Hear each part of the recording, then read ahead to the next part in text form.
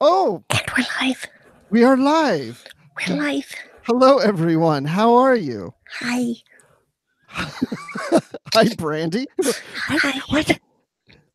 What happened to your voice? I'm being reverent. In church, they would tell us to be reverent when what they really meant was to be quiet. Those are two very different things. Well, they need to get that right next time. Yeah, they're not ever gonna. I'm sorry, I was just sipping on some jipper, so we'll get to that later.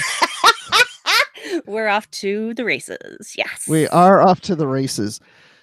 Okay. Hey, we just watched Short Treks. It actually worked this time for me, and it worked this time for you, Brandi. Like, yeah, we're doing good here.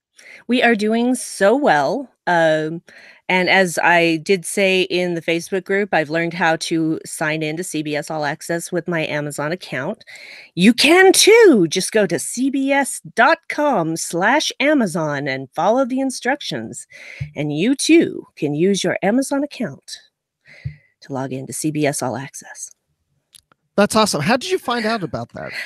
I remember when I had trouble with the second short, there was someone in the chat room that had talked about being able to sign in with her Amazon account. And I thought, I'm going to figure that out. And so I did. Well, I think that's great because, yeah, if you're getting CBS All Access through Amazon, you have a choice of watching it through the Amazon app or through the CBS All Access app. So that's fabulous. Yeah, both of them work now. So I'm very thrilled with that. So take that to the bank, guys. I don't know what I'm saying anymore. Just... I think CBS is taking it to the bank along with Amazon. That's what it is. Everybody's banking it. Where's mine? Where's mine? I want some of that bank. They should pay us to watch Star Trek. Okay, I don't know how that would work. I don't know either. I want to be like a playtester, or I guess it's a focus group. I want to be in a focus group for Star Trek. That would be like the dream. Yeah, well, they'll probably never get you out of there. You're like, I have more. I have more. I have a whole page of notes here. You guys need to buckle in and shut your mouths. I'm ready. Hey, you know what? We should get ready to talk about the escape artist. Let's do it. So, first of all, I just want to welcome everyone in the chat in our YouTube page here. I see a few people chirping away already. Oh, yeah. Oh, yeah. My hubby's there as per usual. I see Rhea H saying, whoop, whoop, my first chat.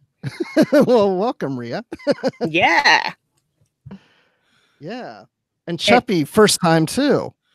Yeah. Wow, we got some first timers. This is really awesome. Yeah, we got Chris Trabuzio up in here. That is you, right, Chris? I don't know. There's too many Trek fan names. So tell me if it's really you, Chris.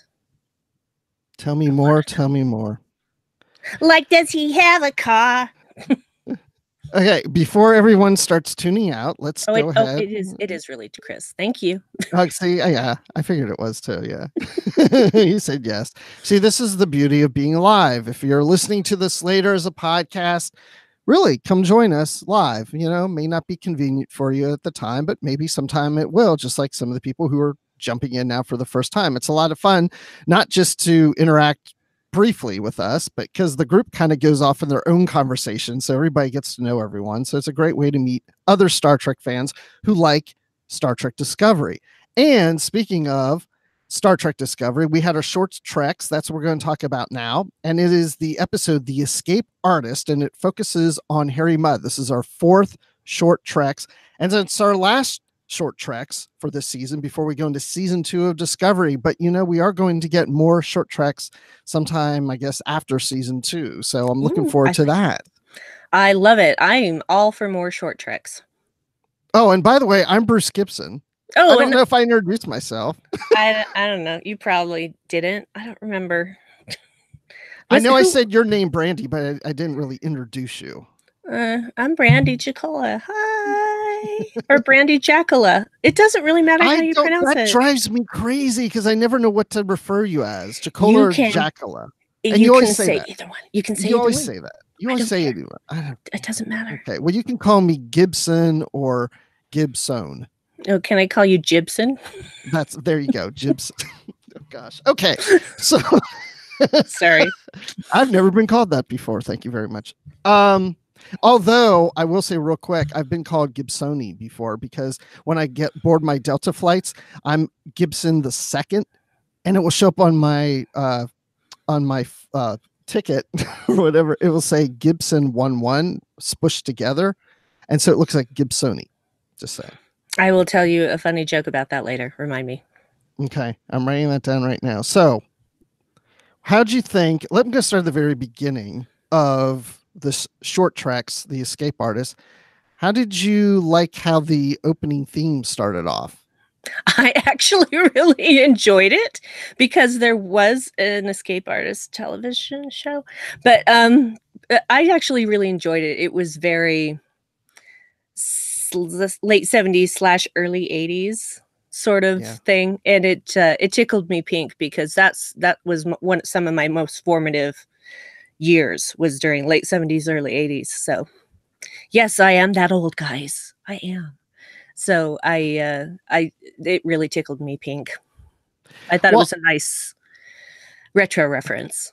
Yeah, same here. And I remember as it started, that music started playing, I started to shimmy. I just watched it like, oh yeah, this is going to be fun, I think, And then I realized later, this is, like you said, late 70s, maybe like disco music. Disco. See what I did there? I do see that. So clever sometimes. Not always. Most of the time, not. So how dare you put your hands on me? You filth. So before we get into that and putting hands on each other, what did you go into this? What was your attitude of a Harry Mudd episode? Were you looking forward to that? Or did you have reservations about it? Because we never had an episode that was just focused with Harry Mudd as the main character. Well, I'll tell you what. I like Rainn Wilson's interpretation of Harry Mudd. So I was very welcoming to see a short because I thought it would be entertaining. I didn't know what to expect other than it would be entertaining. That's all I wanted out of it, and I got that and more. So I was ready for it. I was looking forward to it because he's made the character palatable to me, even though he's a despicable person. Yeah, I'm with you there, and I do love Rainn Wilson's portrayal of Harry Mudd. I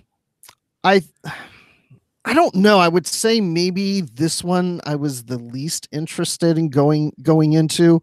I was just, I mean, Harry Mudd's an okay character, but I'm not a big fan of Harry Mudd, and I was just like, well, I don't know. I mean, it wasn't that I wasn't looking forward to it, but I was least interested in this one as so the others, but I was pleasantly surprised how much I enjoyed it. It was, if you're going and expecting to have fun, I think you'll come out of that. If you're just expecting to take it too seriously, then you're not probably going to have that much fun with it.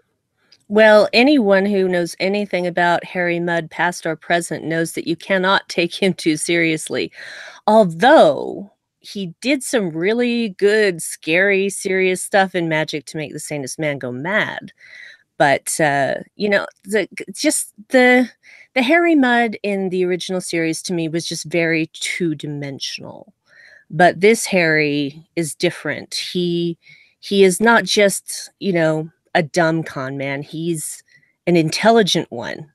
Yeah, he's not as intelligent to be the smartest man in the room every time, but he's definitely the craftiest. Yes, he is. Like cheese, very crafty.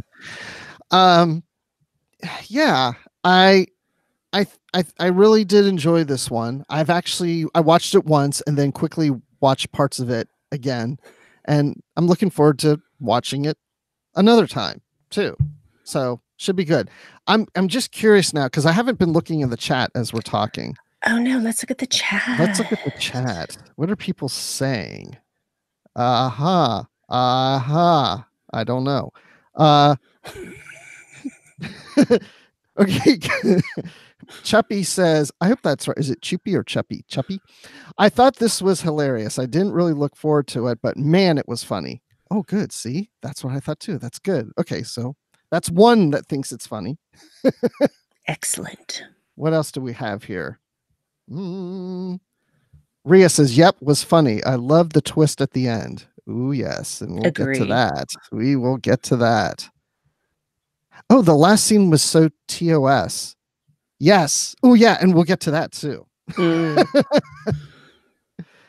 Is it okay? Jackola. I don't know. That's in the chat too. Yeah, that's the Finnish spelling, which would actually be pronounced.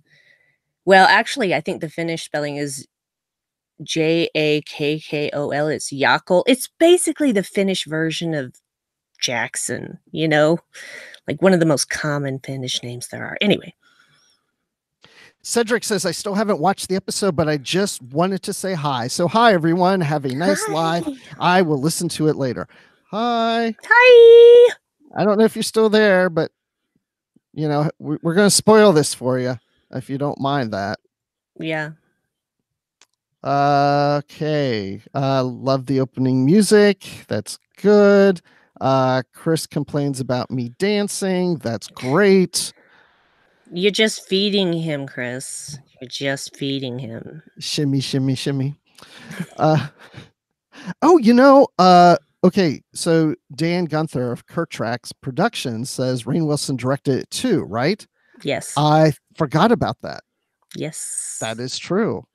Very good job, Rainn Wilson. If you're listening, maybe is Rainn Wilson in the chat? If so, just Rainn, are you here? Even if you're here under an assumed name, just, give us a little signal. We'll know it's you. So Wes says it was funny, but not as funny as Runaway. I think, well, gosh, because Tilly, that's a good one.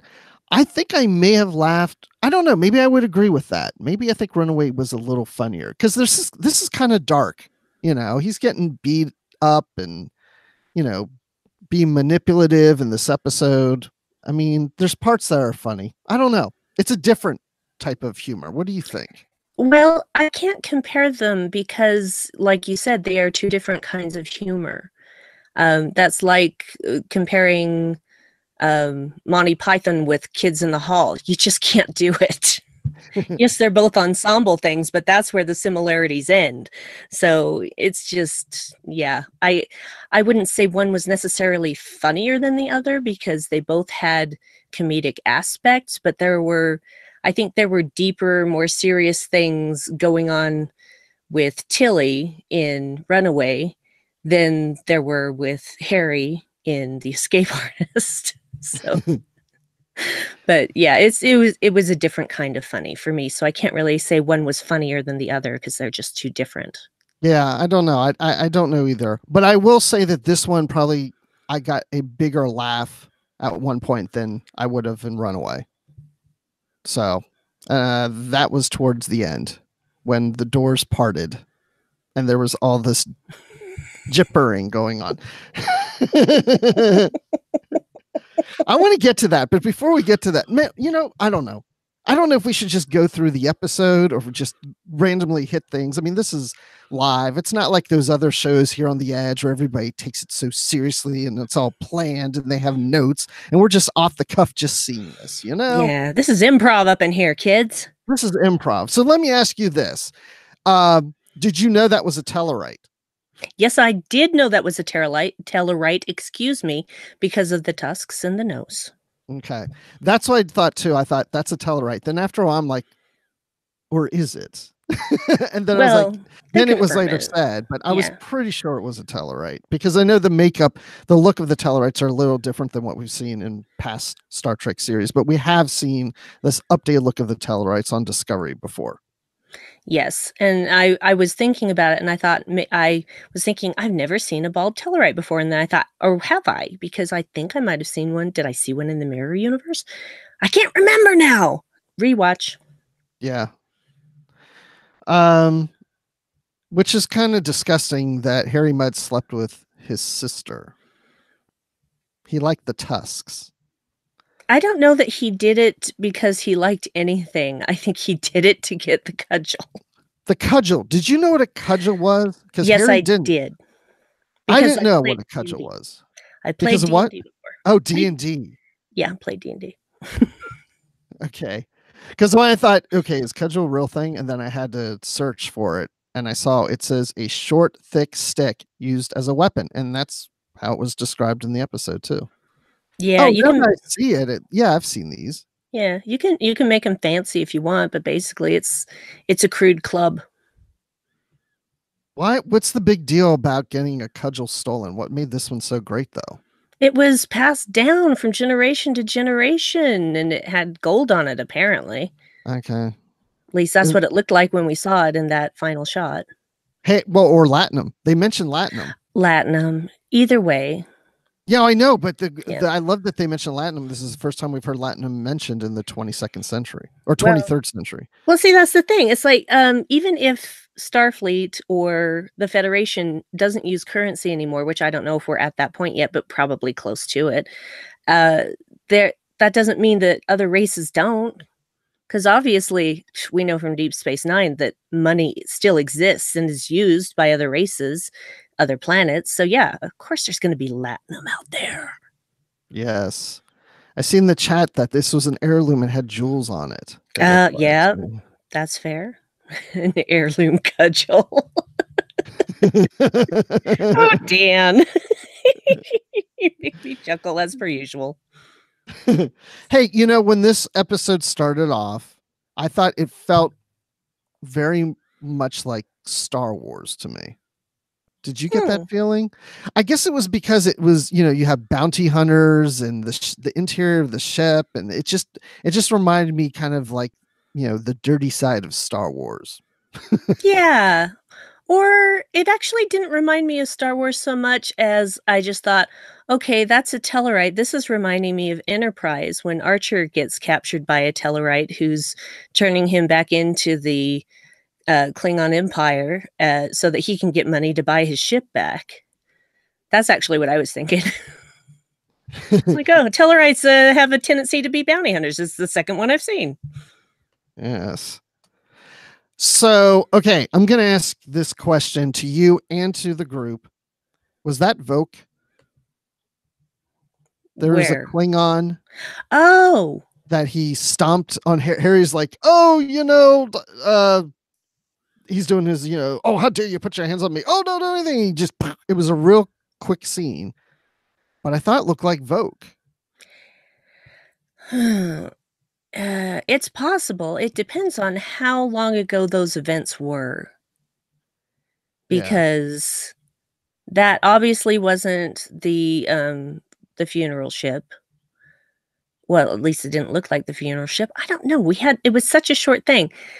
So it's possible it could be Vogue. I'm gonna have to go back and watch it in freeze frame and really study it. I'm wondering if it's something where Voke, because he's not on that ship anymore, the funeral ship, and he and Laurel find some other way to get a ship or whatever. Because when Harry Mudd was captured, he wasn't on that ship. He was on a different Klingon ship. Yeah. And so maybe Vogue captured him before he went through his transformation into Tyler, because this was all the plan. He was working with Laurel. And so Vogue captured him first and before he transferred. I just don't know, because I don't know how long it would have taken to transform him. I don't know how many weeks or months that might have taken. Yeah. It's just impossible to say. Well, if it took several months, then that means they would have, if my theory is correct, that means then Harry had been captured and imprisoned for months. Which is quite possible, because he knew how to stay alive. Yeah. Just to always give his punishment to somebody else. So the chat, some say Vogue, some say looks like Vogue. Scene was brief. Maybe the female Klingon, maybe Laurel, maybe, it's something. Yeah, we got to freeze frame and look. But to me, it looked like Vogue, but I'm not positive myself. That's why I asked the question. Yeah, I'm not 100% sure. Or maybe it's Vogue's brother, Boke. Vogue and Boke. They're twins. Right. And then we had another. We had a bounty hunter that captured Harry Mudd. By the way, that just reminds me. We have all these different sets. I was very impressed that they had a variety of sets for this. Oh, yeah. No wonder this was the last one, because it probably took the longest to make. Oh, definitely. Definitely, because there were so many different locations and scene changes necessary. And it was just really perfectly done. It was fun. It's like, oh, he's gonna have another flashback. Okay. Where is he this time? And it always starts out with him just repeating the same things that he has said to everyone else. And so I don't know who the small woman was that had lost her ship. Yeah, I don't know what species that was either. I don't know the species, but I thought it was fun. It was fun. I know exactly where I am. And they turn a corner and you hear a noise, and then they come back out. Yep. That's comedy gold right there. Right if it there. ain't broke, don't fix it. Kindred spirits. So we also had Orions. Yes. And they have security cameras. Yes. We learned that too. What else? If you're not a big beefy Orion, you're kind of dumb. or green with envy, or greener. Greener with envy. More green. Greener. More green. Hey, and we saw a new ship, the DeMilo. Yes. That's pretty cool. Yes. Even though I bet, how much you want to bet they used the Discovery sets for that? I bet they did. I bet they redressed. You don't think they rebuilt a whole new ship just for the DeMilo for this episode? Nope. No. It's not cost effective. It's not cost effective at all. So Dave is asking, is each flashback from a different mud droid, a hive mind of sorts? Well, now you've gone and spoiled it, Dave. Well, we're ready to go into that now. Oh, I know. We're sipping on Jipper on the beach. Yep. Yes, we certainly are. I did think about that. I think the droids were programmed with certain, it was like he was having memories. So yeah, I think I don't know if I guess memories of each droid experience. I actually think that those were actual mud experiences, not droid experiences that the droid is programmed to remember. But that's a really good question. Well, it's because Harry's not going to Harry can't dump his memories into these units, can he? Well, I don't know if he has a strong enough Wi-Fi signal. I'm sure he could link up to all of them. Just a thought. I don't know. Maybe there is some kind of hive mind. I just don't know. There's not enough information, but I like the idea.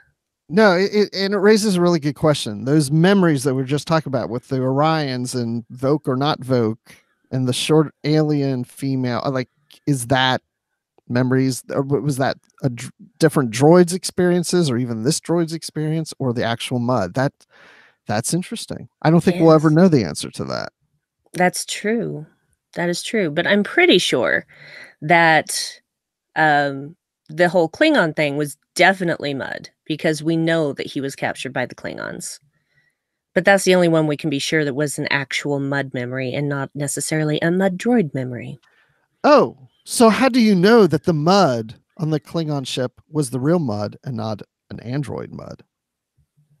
Because I don't think that he had come up with that particular scam yet. Maybe not. I don't know. We just don't know. Well, was the mud who was in Magic to Make the Sanest Man Go Mad? Was that the real mud? Right. How do we know? Was it? Yeah, that one I'm sure it was. I'm pretty sure it was. Wow, gosh, now I forget what I was going to ask. Well, we can edit this out later. No, we can't. Well, okay. Oh, gosh. Oh, yeah. Oh, I know what I was going to say. This is why we need to go back and watch it again. So when the doors part and you see the other android muds, they're all wearing different clothing. are any of them wearing clothing that was seen in those other scenes, those flashback scenes? That would answer if they were those droids or not. That I want to go back and look at. What was he wearing with the Orions, with Voke, or not Voke, or that other alien, the kindred spirit? What was he wearing there? Yeah. And are those clothes being worn by one of those droids in that cell where they're doing the jipper on the beach? Now that's interesting. I wonder if he is in the same outfit in every one of those flashbacks. Yeah, I don't remember. Oh, rewatch time. This one's messing with my head and I like it. So I really want to sing like sipping on jipper on a beach. Like I want to write a whole disco song around that. Oh, sweet. I'll sing backup. You got to have backup in a disco song.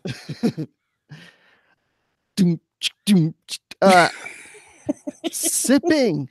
I don't even know how I was going to rap it there for a second. That's not disco. Oh, maybe it's like Bee Gees, like sipping on jipper on a beach. I don't know. What do I know?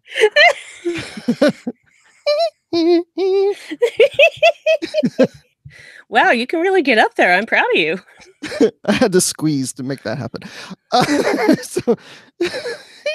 That hurts. So squeeze what? My throat. Oh. Like that. There. Anyway, use your imagination. So I'm going to be in Las Vegas next week. And when you walk around Vegas, like in the casinos, it's funny. You pass like a lot of drinks and bars. Every bar I go to, when somebody says, "Oh, we can't get you a drink, sir," I'm going to say "jipper on a beach" and see what anybody says. That's hilarious. I want to know how that turns out. I will let you know. Does anybody have any questions in the chat they want to ask us? Is anybody left in the chat? Hello? McFly. Hello? Anyone? Oh, Dave had a good point that he thinks it was the Real Mud's memories because the Real Mud sought revenge. Yes. Now, you told me before the show that Dave figured out he was an android before it was revealed. It wasn't so much that he figured out that he was an android, but he figured out that the bounty hunter was Harry Mudd. But which, in turn follows through that that's not the real Harry Mudd. We weren't thinking necessarily android I wasn't thinking android at the time. But when he said, "Oh, the bounty hunter's Harry," I'm just like, what? I wasn't thinking hard enough about it, so it didn't occur to me at the time. I was like, "Oh yeah, babe, you caught that one. Nice one." Well, I mean, because the shape, the body form of that bounty hunter does not fit the body form of Harry Mudd. Not unless he's had a few ribs removed and is wearing a really tight corset. So here's my prediction. In the future, you can have form-fitting clothes, meaning it creates a different form for your body.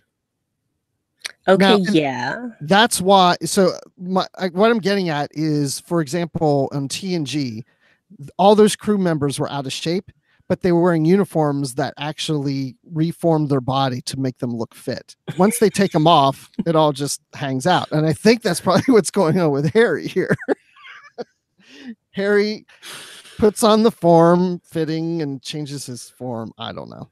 Yeah, again, I'm pretty sure his ribs would have gotten in the way of having a waist that small. Well, Rhea says he's wearing a Shatner-esque girdle.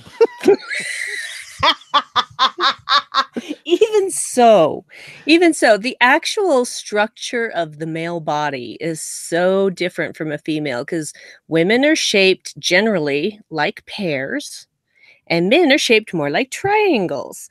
So it would be very difficult to, without a lot of work, to, make a man look convincingly enough. A man that tall look like a convincing woman, I should say. For a minute, I thought, did they get Susie Plaxon for that? This sounds like a lesson from Sesame Street, Yeah. I mean, I know Triangles drag and queens. pairs. Yeah, I know drag queens do it all the time, but it's not easy and it isn't, comfortable either. Not, especially not I mean, it's not comfortable for women. Do you think corsets and bras are comfortable? They are not. So Not even a little. I would assume, based on this conversation and what you've said, that you do not believe that that was Rainn Wilson in that outfit. Not a snowball's chance in hell was he the one in that suit in the beginning of the show. He was directing the person who was in that suit. Yes, he was. Well, good. That's why he's such a great director. Exactly. Can direct while he's acting. Yes, that's good. Did anything else stand out in this episode that you want to talk about? Any scenes or anything about the resistance? The resistance. It's a secret resistance. Yeah, a secret resistance of one, because he has made it clear. He made it clear the first time that we see him when they're all in the Klingon prison together that he has no love for the Federation. That, yeah, you come by and you do these things, and then you don't know what it's really like down on these planets for all the little people. So just trying to eke out a living. You don't know what it's like for them, and he kind of has a point. But yeah, I think that the resistance is real, and it's just one person, and that's Harry Mudd. Yeah. Agreed. I see Rhea says the resistance stuff definitely had a Star Wars vibe, and I agree that because resistance is part of Star Wars now, and I did think that, but she corrected her spelling from vibe to vibe. We knew what you meant, right? We knew what you meant. So, or I thought it was Viv, like Vivian Vance from I Love Lucy. So what am I talking about? I've had too much of that jipper. Dude, lay off the jipper before the live show. Anyway, yeah, before that was mentioned about resistance in here, I was getting the Star Wars vibe earlier. But no, I mean, it didn't feel like quite like exactly like Star Wars. There was just something about it at the beginning that made me think of it. So, but yeah, Tevrin Crit is our Tellarite. Yes, you can now tweet to me at Trevor Crit. That's my new handle.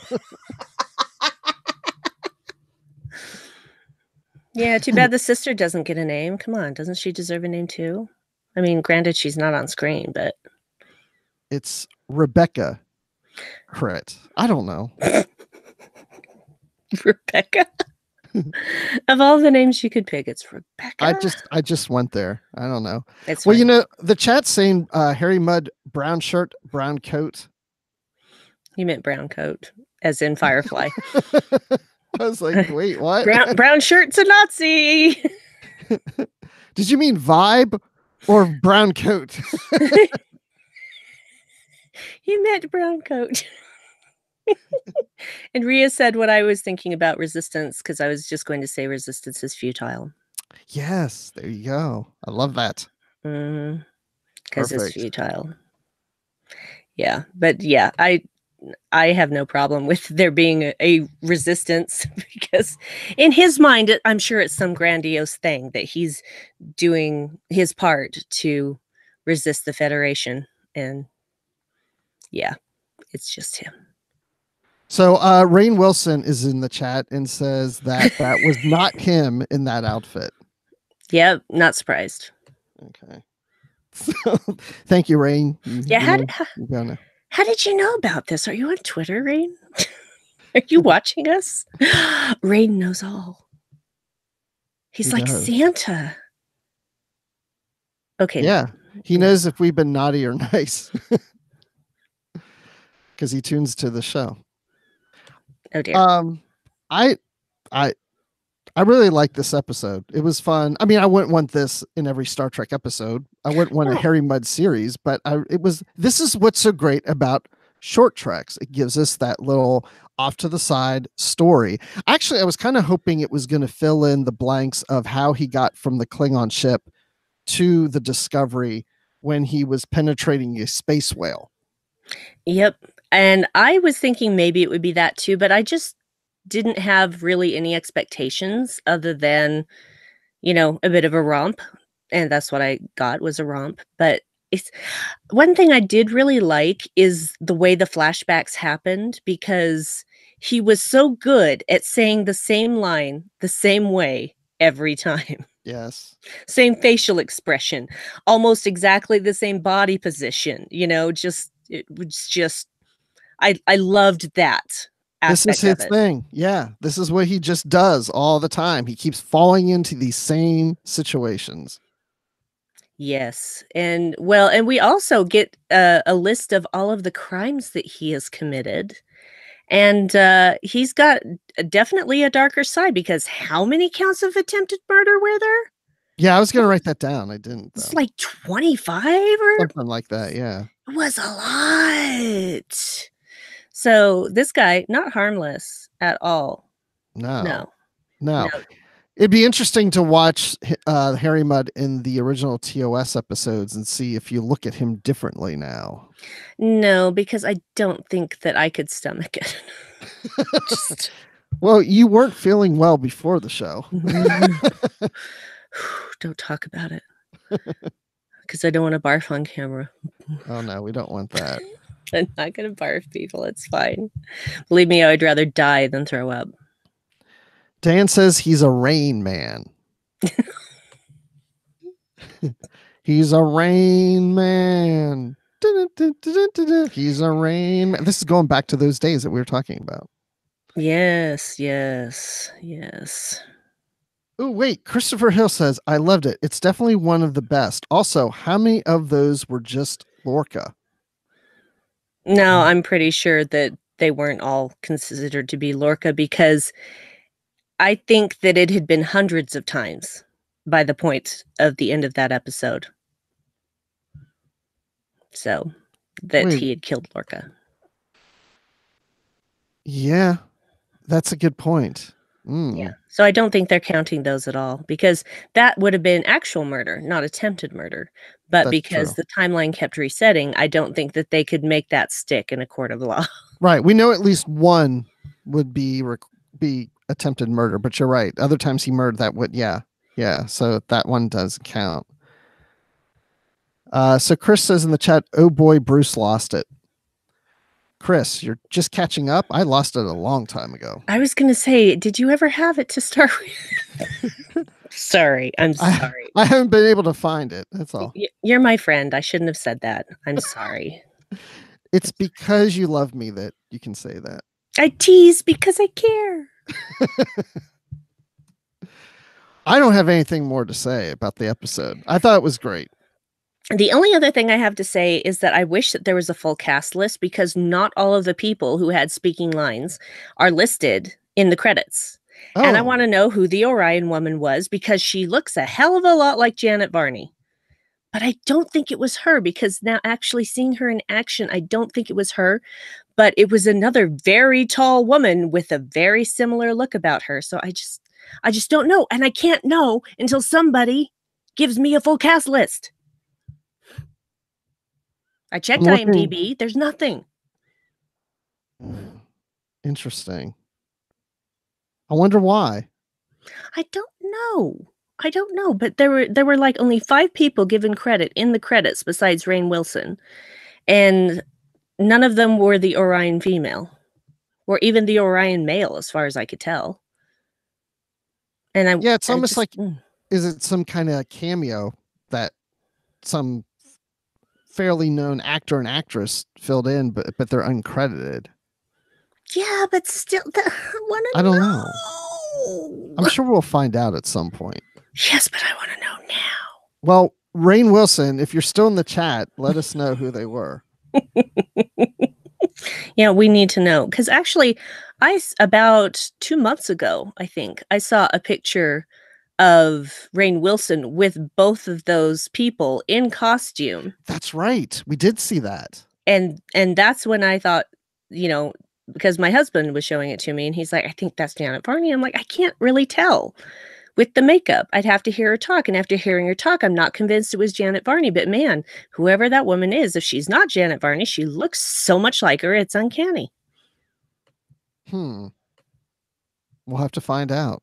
And now everybody's quickly Googling Janet Varney because they don't know who she is. Well, no, you know what we have to do? This is what I'm going to do real quick. I'm going to go to Twitter, because if she's on Twitter, are people asking her and is she answering? Ooh, that's a good point. Let's see what's going on here. Janet Varney. Yeah. Janet Varney. What else has she been in? Well, she's currently in an IFC series called Stand Against Evil, which I absolutely love. She's actually one of the co-founders and co-creators and co-runners of San Francisco Sketch Fest. She does a lot of improv stuff. She has her own podcast called The JV Club. But that's not on the Trek FM network. No, that is actually on the Maximum Fun Network. Sorry, guys. It's not about Star Trek.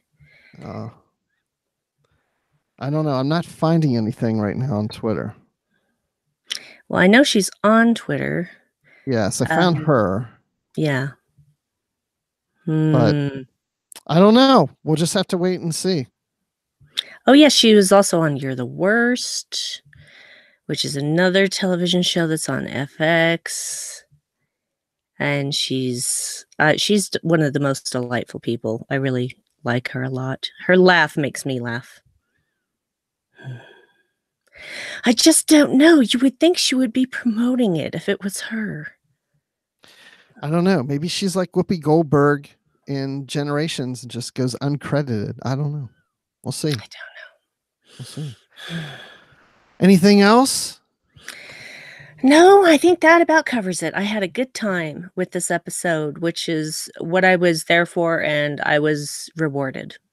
Me too. Yes. I quite enjoyed it. I agree with you that Rainn Wilson is a great Harry Mudd, and he did a great job directing this episode. And again, I really love seeing all the sets. There was a lot of investment and time put into this one for sure.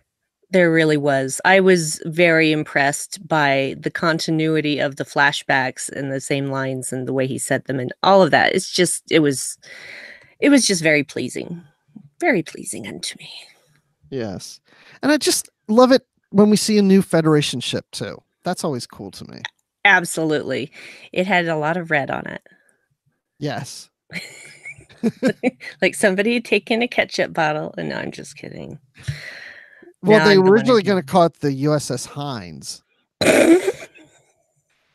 And they didn't get approval. Really? The Heinz family still around? Come on. Yes. They bought a starship? Oh. Heinz Field, Steelers are still playing there. The whole thing. It's still going in the 23rd century. Yay. Crazy. Okay. All right. Well, let's close this out then, if we're done. Okay. I'll do that thing. Yeah, you do your thing. Do you have a voice you want to do today, or are you just going to be you? I'm going to do the Reverend Child in Church. Oh, gosh. Okay. Go right ahead, my dear. Okay. So be sure to check out our Discovery coverage throughout the week. Live from the Edge airs on Fridays now. It'll be Fridays. I honestly, I don't think you can get through the whole thing like that. Well, I know you can, but I don't know if the rest of us can. Oh, fine. Live from the Edge is going to air from this point on Fridays at 10 p.m. Eastern, 7 p.m. Pacific. Commentaries will be available as tracks from the Edge. We will discuss your feedback, fan feedback on Postcards from the Edge, and you can catch the full analysis on the Edge main show. And of course, there's also Notes from the Edge with our own Chris Jones, and he will give you links between Discovery and the broader franchise. All of these shows you will find in the main feed for the Edge and in the Trek.fm master feed. Now, of course, as per usual, if you weren't a part of this live broadcast, we want to hear your thoughts on Discovery. And you know how to do that, guys. Come to the live show.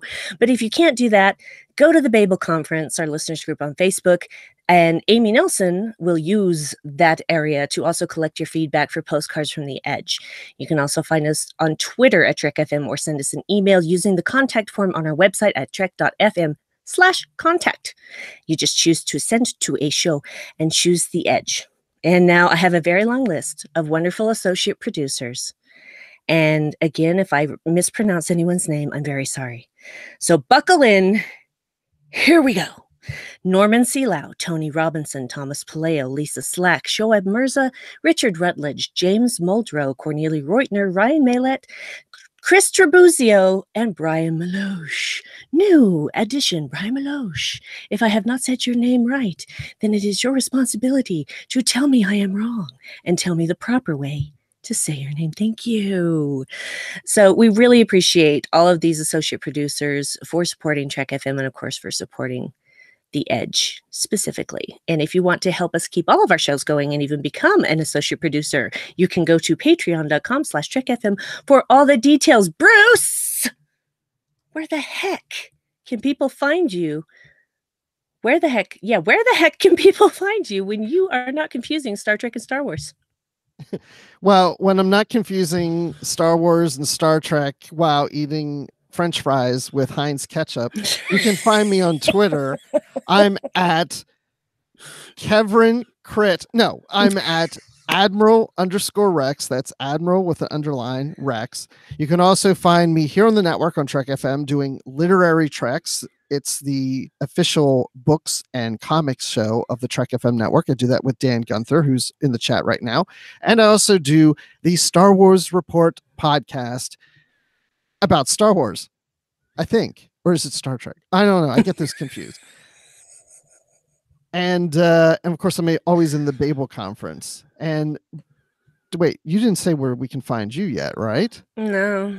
Well, when you're not drinking a bottle of Heinz ketchup, where can people find you? No, I have to say this really quick. They were talking about the Heinz ketchup bottle ship. It's like his bottle class.